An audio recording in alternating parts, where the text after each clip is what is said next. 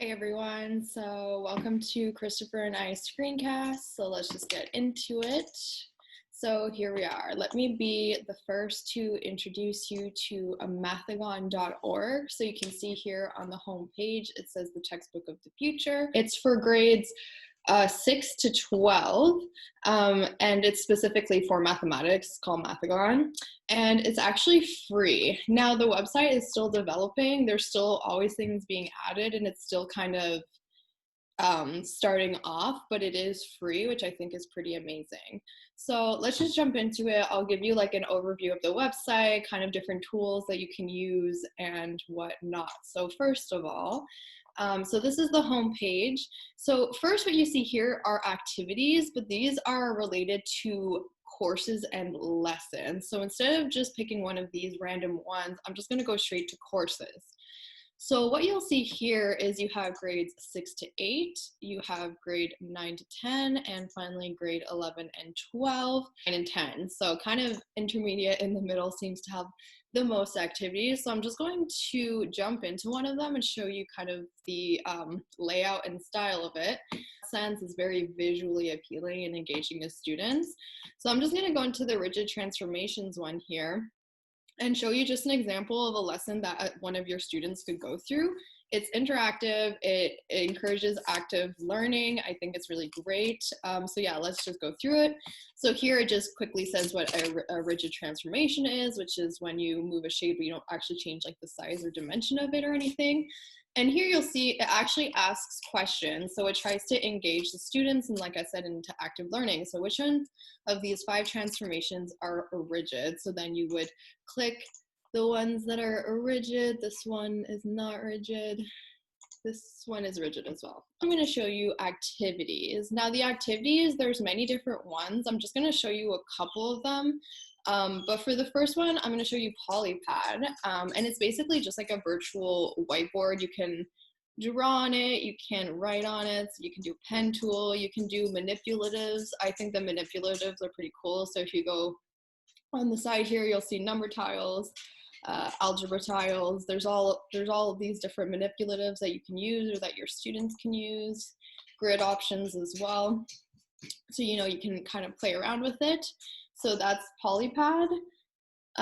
There's a timeline of mathematics, so the mathematicians and all that, if that's something you're doing in your class. There's games. One thing that I find pretty cool for educators, like a benefit for us as teachers, is this problems and puzzles section.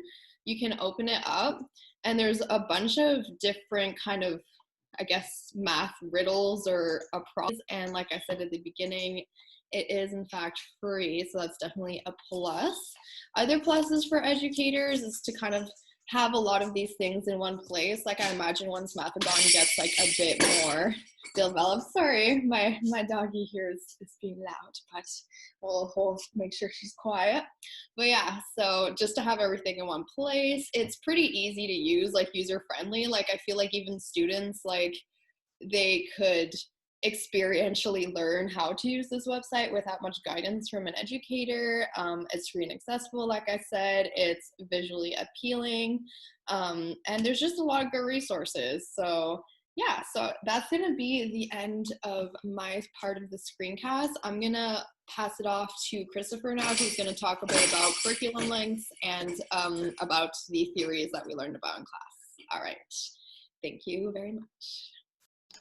Thanks, Steph. So as she was saying, I'm going to talk about the curriculum expectations we can hit using Mathagon.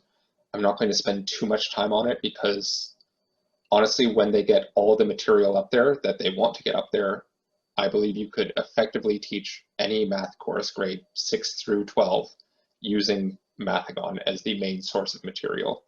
I think you could hit pretty much every expectation in the Ontario curriculum, bar a few niche bits, but let's just dive right in and take a look at the curriculum.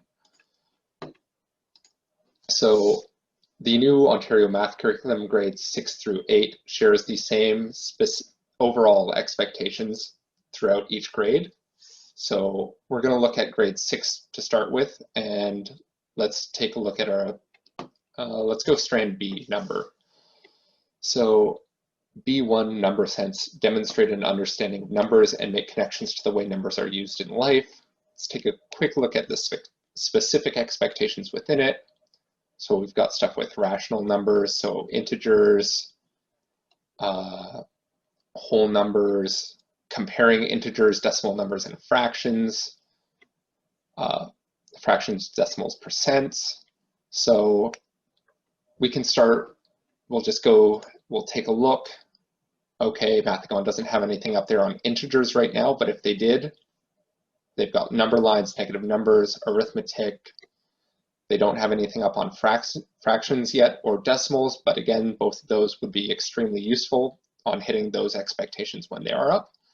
However, another good one is the circles, because I know that recently got moved from grade 8 to grade 7. So there are grade 7 teachers out there panicking, going, I don't have resources for teaching about circles. So that is in, I think it's measurement. Yeah, so E 2.3 to 2.5, all talking about circles. So let's go ahead and take a look at our course library. Nothing, here's geometry. So nothing up there right now about their circumference and area, sadly. However, if we take a look at the intermediate, they do have stuff on circles, got degrees and radians, which again, they probably won't need. So now I'm going to be talking about how Mathagon relates to one of the frameworks we looked at in class, specifically the SAMR model or Samr model.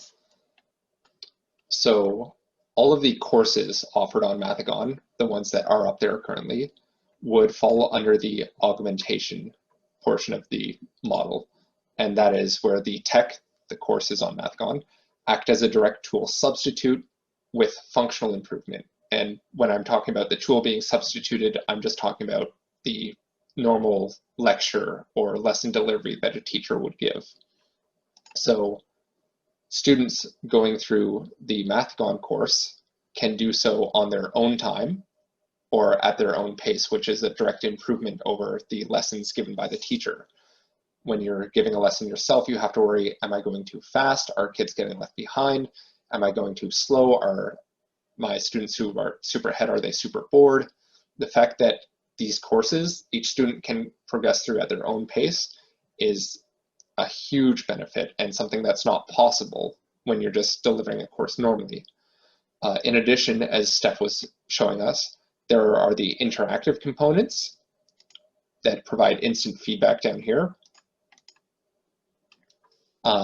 If you're doing a lesson delivery normally and you ask a question, only one student can really voice their answer at a time unless all the students decide to start yelling together or you're doing hands or something.